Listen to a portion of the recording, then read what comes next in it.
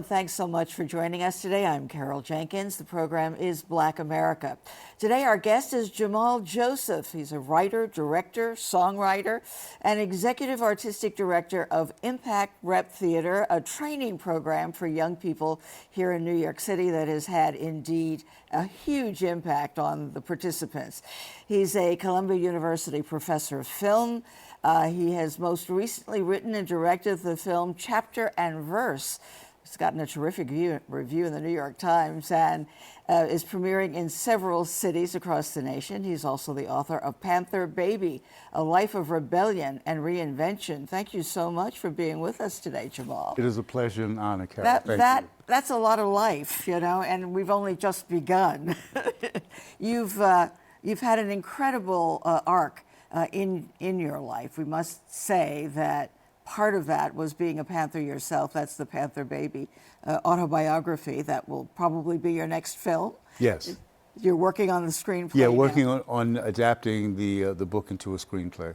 Right. So tell us a little bit about that. We always start, we say, please place yourself in Black America. You're a Harlem baby in addition to being a Panther baby.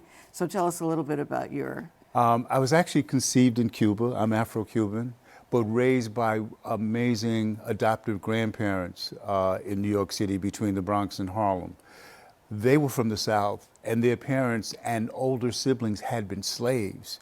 And so I learned about slavery and civil rights. They were Garveyites. They were active in the church. Not too often you come across the term. Let's stop there for a second. Yeah. Garveyites. Yeah. So Marcus Garvey, back to Africa. Talk a little bit about it. Well, Marcus Garvey was a Jamaican scholar who believed that the solution to oppression and racism for Black people was to return to the motherland, to Africa.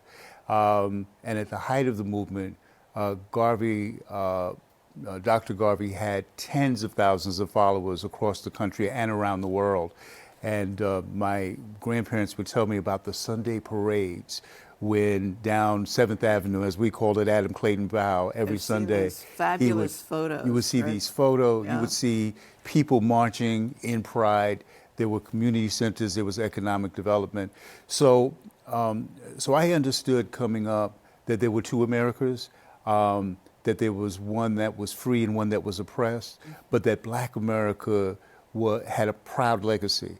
And so before we had Black Studies programs, Grandpa would not only critique what was on television, like if I saw a Tarzan movie, he would go like, it's not about a white guy swinging through the jungle saving Africa. Here's the civilizations of Africa, and who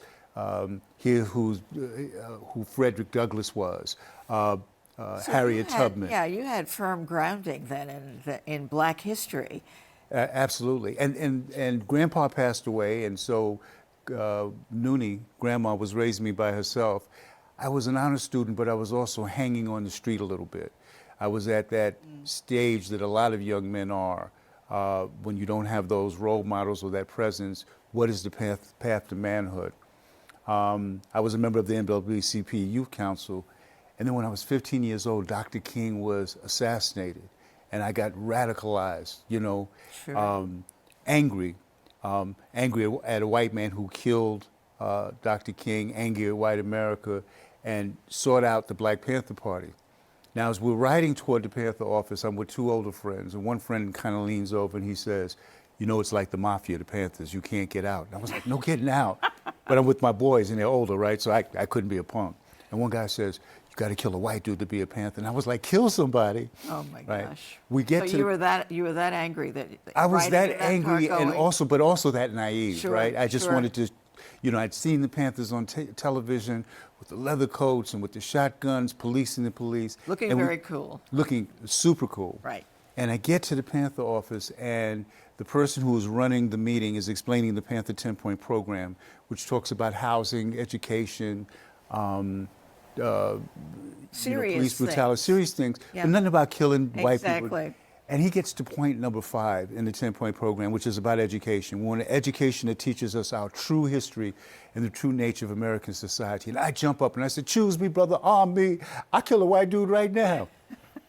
The whole room gets quiet. It seems funny now because we know. And he calls that you me. didn't, but, he calls me up, and I'm standing next to the desk, and all of the the older Panthers. And I want to put this in perspective. They were older to me because I was 15 years old, but they were 18, 19, 21 years old. Sure.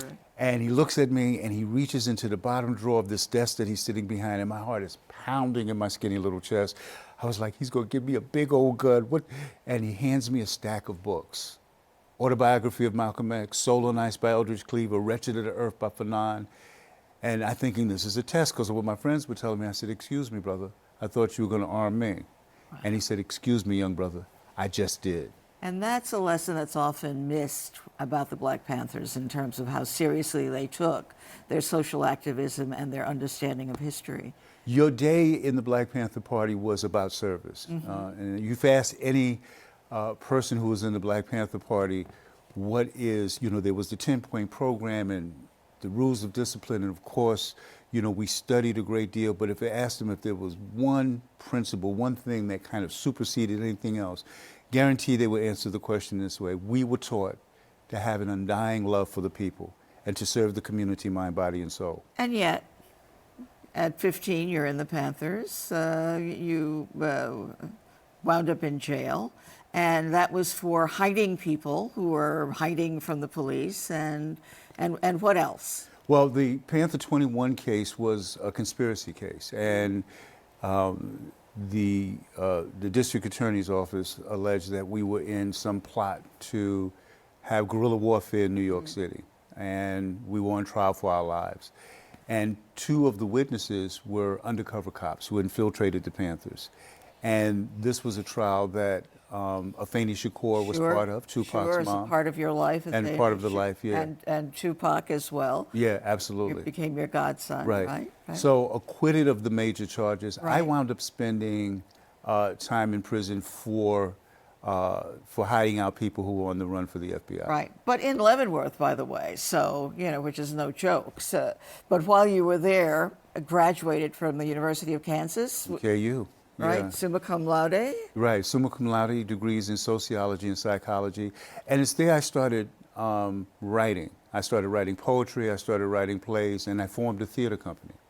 In prison, In yeah, prison. and some interesting stories there. There's a TED talk that you gave about an older prisoner who told you, okay, young brother, you're here. You can either do the time or the time's going to do you. And you took that to heart and came out of there with what would turn out to be a fantastic, productive life, teaching at Columbia, heading the film school, grooming filmmakers, and having an exciting life yourself, working for most of the broadcasting companies, as well as doing films.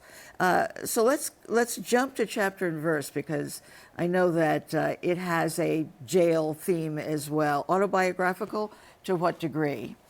Well, to the degree that our lead character is someone who spent a number of years in prison and is returning to Harlem to rebuild his life. And the challenges.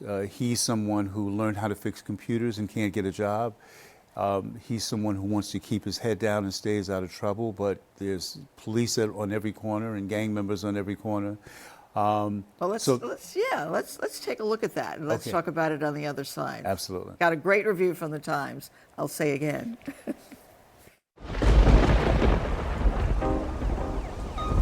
My name is S. Lance Ingram. They used to call me L. How long you been out the joint, huh? A few weeks. Why you acting all shady? Find a job? No jobs, no jobs. First week for free. All right, so I should put you on the van back to Greenhaven tomorrow. Stuck finding my way, there's no other way. I see the good in you. I'm just writing my own way. Why are you so They sad? pray for the worst. This is my grandson, Ty. Why? Just my I ain't mama. going back to the joint for nobody. You hear me? He's a good kid. What I tell you about wearing them pants? And you told me you pull up them pants. They jump you in yet? 2 up, stab 2 people. Don't do that. 2 up, 1 down, stab 2, shoot 1. Thought about getting my hammer and putting it to your I head. used to get those numbers out. Stay up. Make recruits prove they was loyal. They was family. The real family don't make you jeopardize your future, you know what I mean? I got a scar still from police. My hand was split in half. More things change, the most stay the same. Harlem, USA. I can't tell you where I've but I'm about to tell you where I'm going. These shorties got no rules or regulations, just rah, just poof. All emotion, man. Thank God you're here.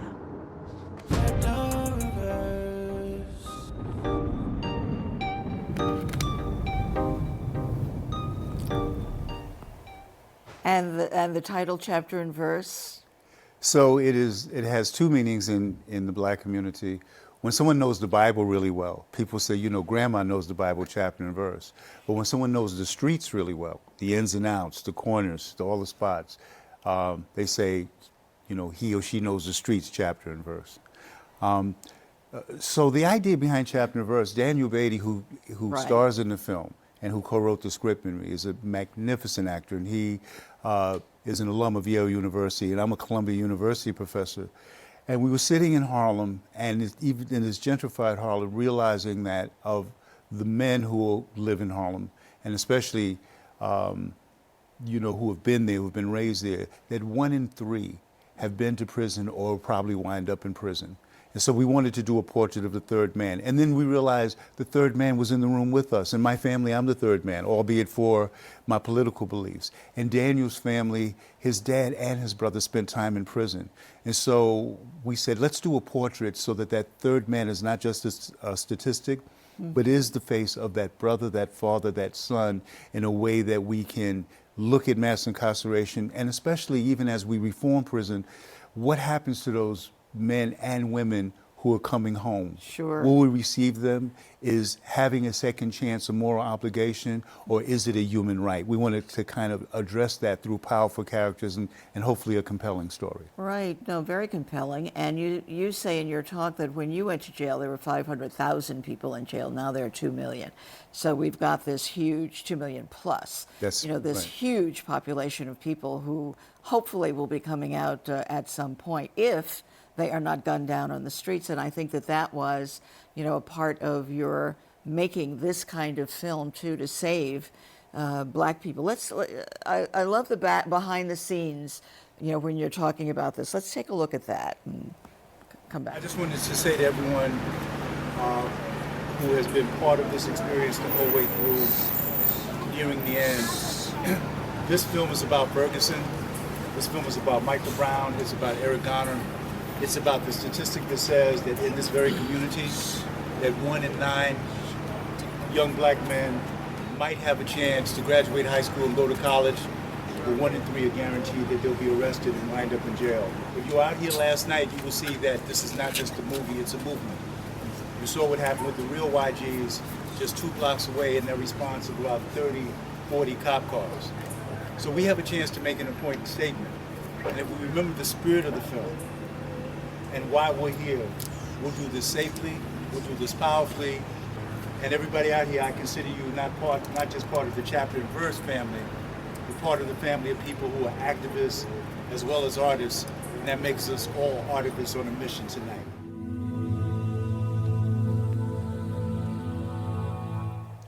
And I love that you are shaping lives. You know, it's more than a movie, you say, it's a movement. And one of the things that I loved about your time in prison, is that you learned that even when the body is locked up, the soul can be free. And so that's what, I mean, you're the prime example, the perfect example of that, of going on to productive life. I love the fact that that you're one of the winners of the Purpose Prize, which really means that you've actually are doing something constructive with your life. They only give it to people who can demonstrate that. Talk to a little bit about that. It came out of your work with Impact, the repertory company that you run for young people here in the city. Well, the Purpose Prize was created by Encore.org, who looks at people who are in the encore period of their lives. You know, as even though you're a young guy. Yeah, well, anyway. Yeah, as baby boomers, Right. we are living longer. We are living healthier, and it means that when we get to in our 50s and our 60s, that we still have something to contribute. And people are saying, what can I do with this experience in my life to continue to give back and to help transform lives? And so my work with young people, the Purpose Prize was my work with Impact Repertory Theater. I'm dedicated and inspired by the idea that they are the leaders of today. And that one of the ways that, one of the themes in chapter and verse, and one of the themes I think that I work with as a Harlemite and as an activist is if people are broken, if they're broken because of poverty, if they're broken because of the school to prison pipeline, if we're broken because of health issues, we don't have to stay broken. And how can broken people love and heal each other? And so the creative arts and education has the ability to do that. With young people, and the reason why we talk about activism and arts together, it allows them not just to learn how to write and to sing and to dance, but it fires their imagination. It lets them see the world through brand new, sunny, inspirational lenses, allows them to reimagine themselves and their communities differently, and grow up and become change agents in their own life and in the community. And that's the power of the art, and that's what we try to do with it. It's the spirit of the African griot, where he or she told stories that were meant to educate, to inform about what we needed to be aware of, but it left us with the charge. It inspired us to say, this we must do. This we must do for our village. This we must do for our country. This we must do for the world. We have a clip. I was looking for this. I wanted to see these kids in action. And this is just a very, very moving of the kids in this process that you talk about. Let's take a look at that. You cannot take moments like this for granted. And I mean this not only as it relates to our performances, I mean this as it relates to your life. Do not just throw it away. We started Impact when a young man in our building got shot to death. His mother's apartment was too small to contain her grief, and she went out on the street and she began crying. I have to do more than just watch the women crying. I've got to do something right here where I live. And so with no money, with no permission, we started Impact. What is Impact? It's not a game. How come it's not a game? Because what we do now matters forever. Okay, understand that line. What we do now, this is now. In Impact, we're connecting arts with youth development. We think the creative arts is a way to build confidence, community, and critical thinking. We do leadership training, writing workshops, homework help, and creative labs where we're creating songs that are original.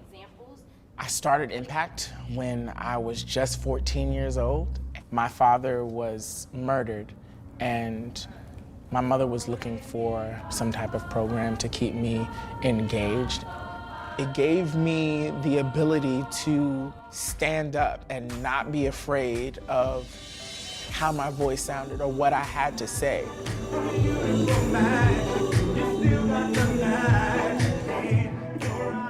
We are mothers and fathers who've lost kids to gun violence. I lost 2. I am very proud of Impact because you are making a difference. I can't bring my kids back, but I could certainly try to help another mother or another child from getting killed, and we have done that. Safe space becomes extra important because I know what it is to be in a broken space. Wow, Jamal, just terrific, terrific work. So there have been 1,500 young people who've gone through your program, and 75% of those have gone on to college. Yeah, and this is our 20th anniversary year. Incredible. So we have young people who not only are college graduates, but we have young people now who have their graduate degrees and 2 who are in PhD programs, who are Impact alums. In fact, right here at Black America, we have Dwayne Ferguson, one of our stellar producers, yeah, who was one of your kids. Who I had the pleasure of mentoring. So thank you for that. Great, Dwayne. Yay, Dwayne. Yes. Right. So now, when I introduced you and I said songwriter too, it's almost that you're too talented, Jamal. I mean, you're nominated for an Oscar because of the song that you wrote for August Rush. Tell us about that. Well, it's a song we wrote as Impact, and so I'm a composer. I'm a lyricist, and have talented musicians with me to help do the form. But August Rush starred Robin Williams and Freddie Highmore, and it was about a young man who escaped from an orphanage to come to New York City to find his parents. And Impact played the gospel choir in the film, and Kirsten Sheridan allowed us to write a song. And we wrote a song called Raise It Up. And of course we have it. You have Raise It Up. And it was performed in the film, and we got nominated for an Academy Award. Right, okay, let's take a listen. Far too many pressures in reality. We're dealing with the pain and stress and poverty, and I gotta be myself because there's nobody else for me, no. Sometimes it takes a different kind of love to raise a child. So don't give up. No. Sometimes it takes a different kind of dream to make you smile. So raise. Sometimes we need another helping hand to show the way. So don't give up. No. Sometimes it seems impossible, and that's why we pray. We pray. Seems to be nothing left for me. Mama's gone, daddy didn't wanna be. And now I'm all by myself, wondering where is up. Should I just give up, you know? Life falls down on me, cuts into my soul. But I know I got the strength to make it through it all. 'Cause I'm still standing tall, breaking through these walls, I'm gonna get my own. Feel like a motherless child, pain cuts into my soul. It's beating me down, can't find a smile on the face of a motherless child. Gonna break down these walls, gonna get my own. Yeah. Sometimes it takes a different kind of love to raise a child. So don't give up, no. Different kind of dream to make you smile. So raise it up. Hang in there with me. Raise it up. Sometimes it takes another helping hand to show you right. Sometimes it seems impossible, that's why we pray.